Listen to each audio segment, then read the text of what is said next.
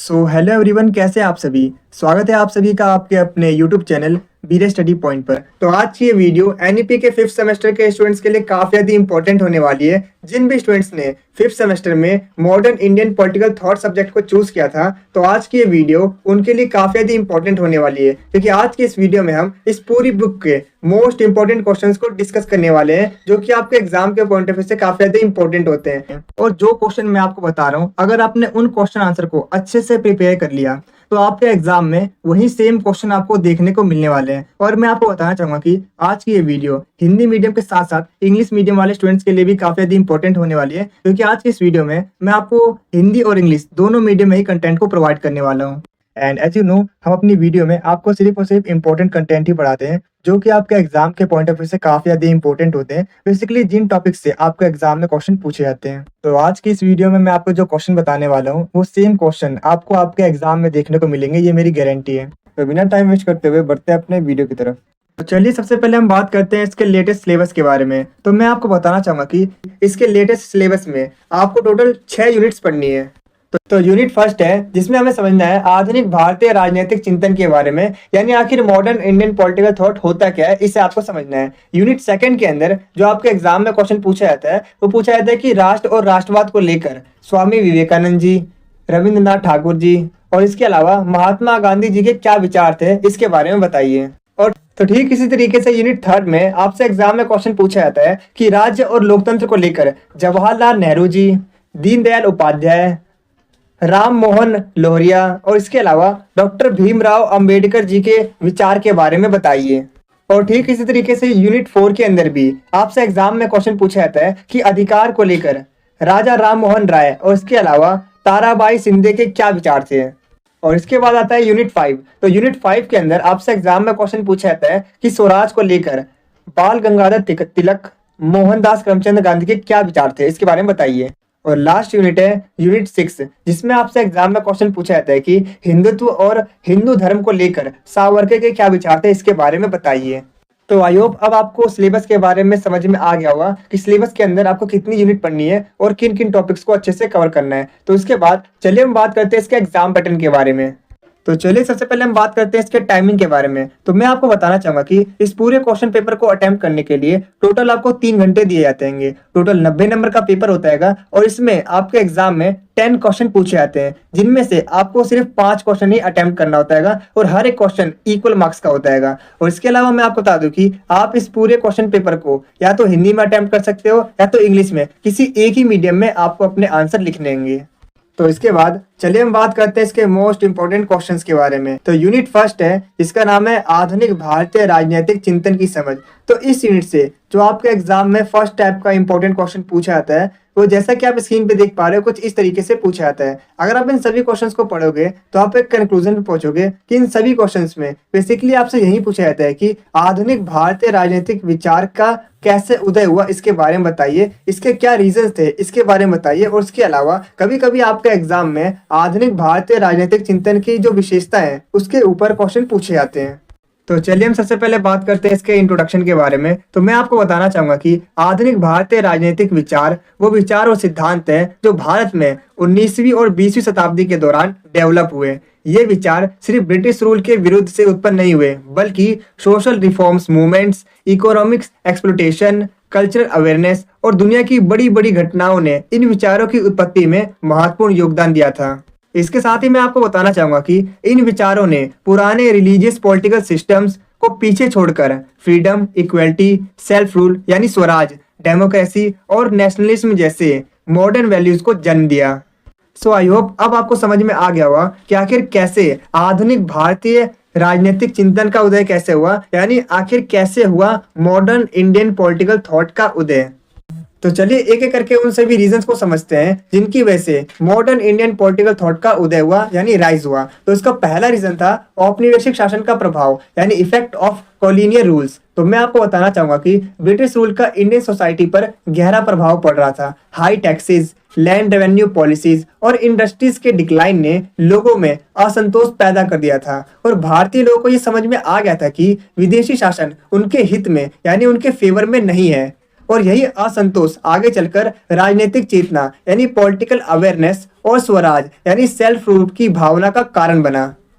तो इसका दूसरा रीजन था पश्चिमी शिक्षा और पश्चिमी विचारधारा यानी western education and western ideology. तो मैं आपको बताना चाहूंगा कि अंग्रेजी शिक्षा ने इंडियन थिंकर्स को पश्चिमी उदारवादी, राष्ट्रवादी और क्रांतिकारी विचारकों के आइडियाज से इंट्रोड्यूस कराया। जैसे जॉन लॉक, रूसो, जेएस मिल और कार्ल मार्क्स के थॉट्स ने उन्हें ये समझाया कि फ्रीडम, इक्वल राइट्स और डेमोक्रेटिक गवर्नमेंट सोसाइटी के डेवलपमेंट के लिए जरूरी है।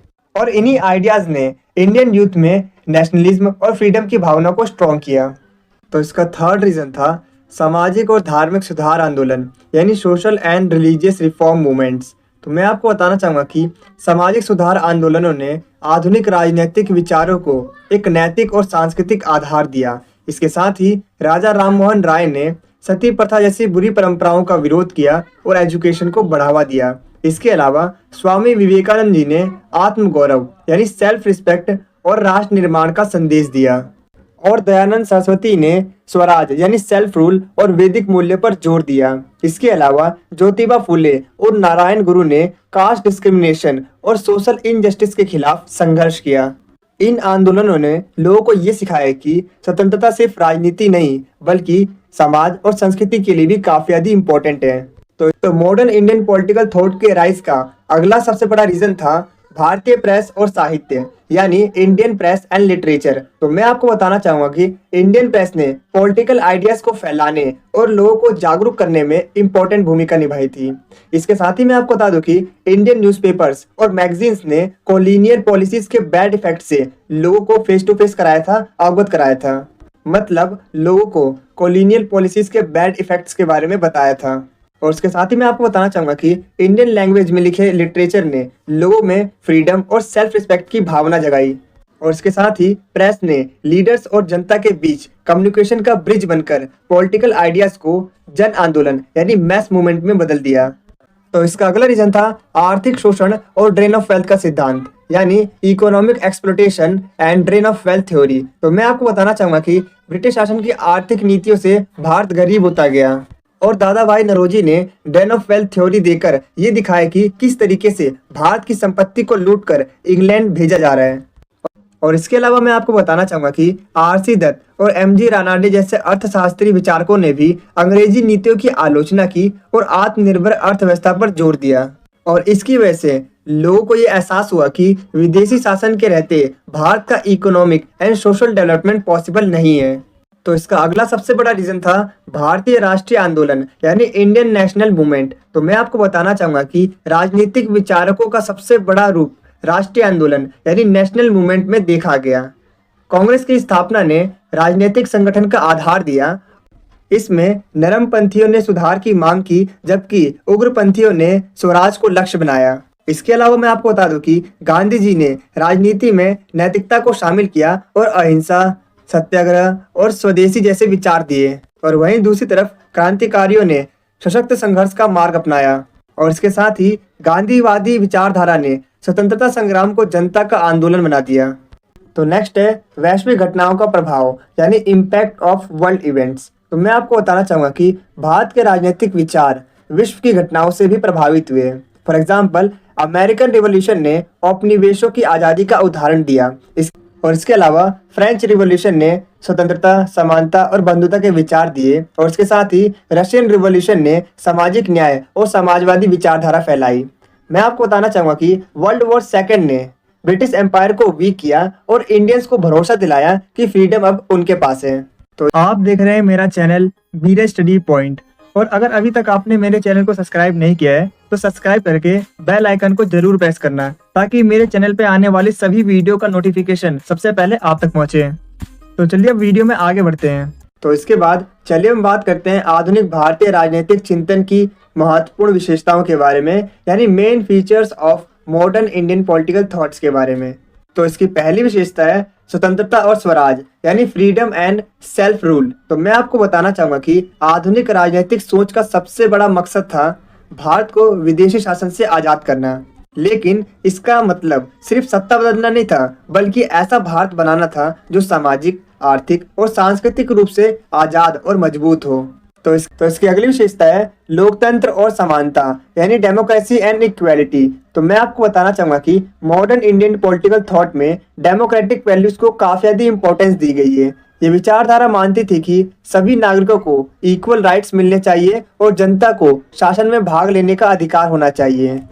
और इसके अलावा मैं आपको बताना चाहूंगा कि जॉन लॉक, रूसो जैसे पश्चिमी विचारकों के सिद्धांतों और भारतीय सुधारकों की सोच ने इसे और भी ज्यादा स्ट्रांग बनाया। तो इसकी अगली विशेषता है राष्ट्रवाद और राष्ट्रीय एकता, यानी नेशनलिज्म एंड नेशनल यूनिटी। तो मैं आपको बता दूं कि राष्ट्रवाद यानी नेशनलिज्म आधुनिक भारतीय राजनीतिक चिंतन यानी मॉडर्न इंडियन पॉलिटिकल थॉट का एक इम्पोर्टेंट पार्ट है। और मैं आपको ये भी बता दूं कि भारतीय नेताओं ने लोगों को ये समझाया कि भारत एक राष्ट्र है और जाति, धर्म या प्रांत की दीवारों को पीछे छोड़कर सभी को मिलकर स्वतंत्रता की लड़ाई लड़नी चाहिए। और यही विचारधारा भारतीय समाज को संगठित करने में मददगार साबित हुई। तो नेक्स्ट है सामाजिक न्याय और सुधार, यानी सोशल जस्टिस एंड रिफॉर्म्स। तो मैं आपको बता दूं कि आधुनिक भारतीय राजनीतिक चिंतन ने राजनीतिक और आर्थिक सुधार के साथ साथ सामाजिक न्याय, कास्ट डिस्क्रिमिनेशन का विरोध, शिक्षा का प्रसार और महिलाओं के अधिकारों पर भी जोर दिया। इसमें राजा राम मोहन राय, ज्योतिबा फुले, स्वामी विवेकानंद और नारायण गुरु जैसे सामाजिक सुधारकों ने अपने विचारों से ये दिखाया कि फ्रीडम और डेमोक्रेसी तभी पॉसिबल है जब सोसाइटी में इक्वलिटी और जस्टिस हो। तो इसकी अगली विशेषता है अहिंसा और नैतिक राजनीति का महत्व, मतलब non violence and moral politics. तो मैं आपको बताना चाहूंगा कि महात्मा गांधी ने आधुनिक राजनीतिक सोच को नैतिक दिशा यानी मोरल डायरेक्शन दी। उन्होंने बताया कि अहिंसा और सत्य के रास्ते पर चलकर भी आजादी पाई जा सकती है। और तो और सत्याग्रह और अहिंसा ने भारतीय आंदोलन को दुनिया में एक अलग पहचान दी। तो इसकी अगली विशेषता है अंतर्राष्ट्रीय घटनाओं और विचारों से प्रभावित। तो मैं आपको बताना चाहूंगा कि आधुनिक भारतीय राजनीतिक चिंतन पूरी तरह से देसी विचारों पर आधारित नहीं था। ये वैश्विक घटनाओं जैसे अमेरिकन रिवॉल्यूशन, फ्रेंच रिवॉल्यूशन और रशियन रिवॉल्यूशन से भी प्रभावित हुआ। और इन सभी घटनाओं ने भारतीय नेताओं को स्वराज, डेमोक्रेसी, इक्वलिटी और सोशल जस्टिस जैसे आइडियाज को अपनाने के लिए मोटिवेट किया। तो नेक्स्ट है आर्थिक स्वतंत्रता और आत्मनिर्भरता, मतलब economic freedom and self reliance. तो मैं आपको बता दूं कि ब्रिटिश रूल ने इंडियन की इकोनॉमिक पर गहरा असर डाला।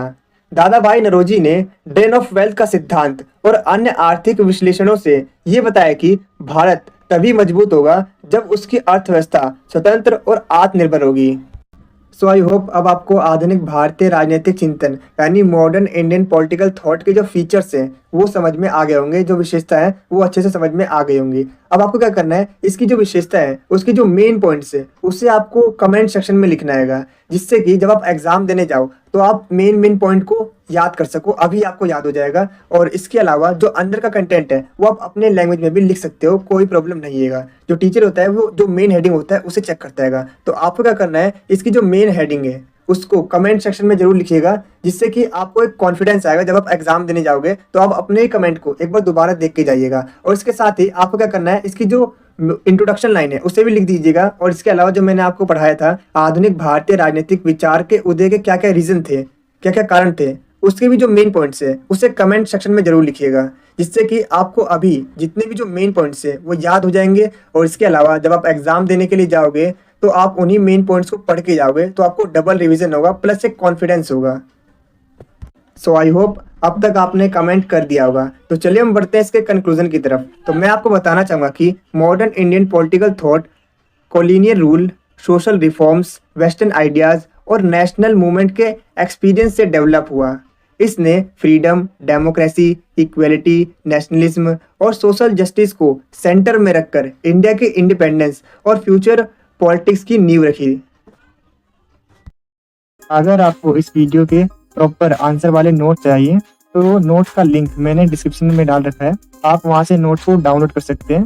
नोट आपको हिंदी और इंग्लिश दोनों मीडियम में मिल जाएंगे। अगर आपको ये वीडियो अच्छी लग रही है तो आप इसे लाइक, शेयर और कमेंट जरूर करें, क्योंकि जब आप लाइक करते हो तो हमें मोटिवेशन मिलता है ऐसी और बहुत सी वीडियोस बनाने के लिए। और जब आप वीडियो को शेयर करते हो तो जैसा कि आपको पता ही होगा, नॉलेज बांटने से बढ़ती है। और जब आप हमारी वीडियो पर कमेंट करते हो तो हमें ये पता चलता है कि हम अपनी वीडियो में और क्या इम्प्रूव कर सकते हैं। और मैं आपको बता दूं कि 5 मिनट की वीडियो को बनाने में काफ़ी मेहनत और 1 से 2 घंटे का समय लगता है। तो आप हमारी वीडियो को लाइक, शेयर और कमेंट जरूर करें ताकि हम आपके लिए ऐसी ही और वीडियोस को ला सकें। और कमेंट में ये जरूर बताना कि आपको नेक्स्ट वीडियो किस टॉपिक पर चाहिए।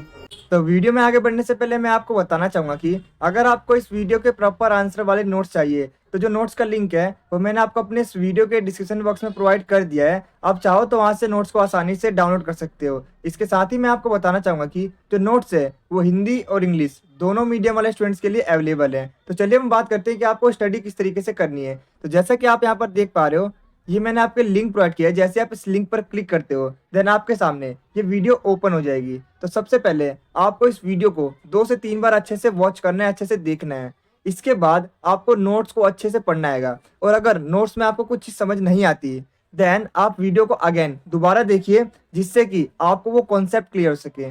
और इसके साथ ही मैं आपको बता दूं कि यहाँ पर हमने आपके लिए हमारे यूट्यूब चैनल का होम पेज का लिंक प्रोवाइड किया है। जैसे आप इस पर क्लिक करते हो देन आपके सामने हमारी सारी की सारी वीडियोस ओपन हो जाएगी और आपको क्या करना है, उन सारी की सारी वीडियोस को देखना है अच्छे से और अपने एग्जाम में अच्छा स्कोर करना है। इसके अलावा हमने आपके लिए अपने व्हाट्सएप ग्रुप का लिंक प्रोवाइड किया है। जैसे आप इस लिंक पे क्लिक करते हो देन आप हमारे व्हाट्सएप ग्रुप पे ज्वाइन हो सकते हो।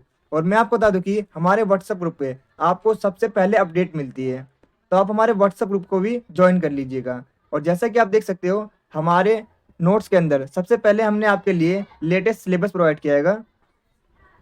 आफ्टर दैट हमने आपके लिए एग्जाम पैटर्न भी प्रोवाइड किया है, क्योंकि काफ़ी सारे स्टूडेंट्स ये कमेंट करते हैं कि आप हमें बता दीजिए कितने नंबर का पेपर आता है, हमें कितने क्वेश्चन अटेम्प्ट करने होते हैं और कितने टाइम में अटेम्प्ट करना होता है। तो इसके लिए मैंने आप सभी के लिए क्वेश्चन पेपर ही प्रोवाइड किया है जिससे कि आपको इसकी भी क्लियरिटी हो सके। जैसा कि आप देख सकते हो आपको हमारे नोट्स के अंदर अभी तक जितने भी टाइप के क्वेश्चन पूछे गए हैं अलग अलग ईयर में अलग अलग लैंग्वेज से, वो सारे के सारे टाइप्स के क्वेश्चन आपको इस पीडीएफ के अंदर मिलने वाले हैं। और इसके साथ ही हमारे जो आंसर है वो काफ़ी ज़्यादा रिसर्च करके बनाए गए। तो मैं आपको बताऊंगा अगर आप इस नोट्स को करके जाते हो देन इसके अलावा आपके एग्जाम में और कोई क्वेश्चन नहीं पूछा जाएगा, ये मेरी गारंटी है। और इसके साथ ही मैं आपको बता दूं कि जो आंसर है वो काफ़ी ज़्यादा रिसर्च करके बनाए गएंगे और अगर आप इन आंसर को अपने एग्जाम में लिखते हो तो डेफिनेटली आप अपने एग्जाम में अच्छा स्कोर कर पाओगे। और इसके साथ ही मैं आपको बता दूं कि अगर आपको ये वीडियो अच्छी लग रही हो तो मैं आपसे रिक्वेस्ट करूंगा कि इस वीडियो को लाइक, शेयर और कमेंट करना मत भूलना, क्योंकि जब आप वीडियो को लाइक करते हो तो हमें मोटिवेशन मिलता है ऐसी और बहुत सी वीडियोस को बनाने के लिए। तो आज की वीडियो बस इतना ही, मिलते हैं आपसे अगली वीडियो में। Thanks for watching this video.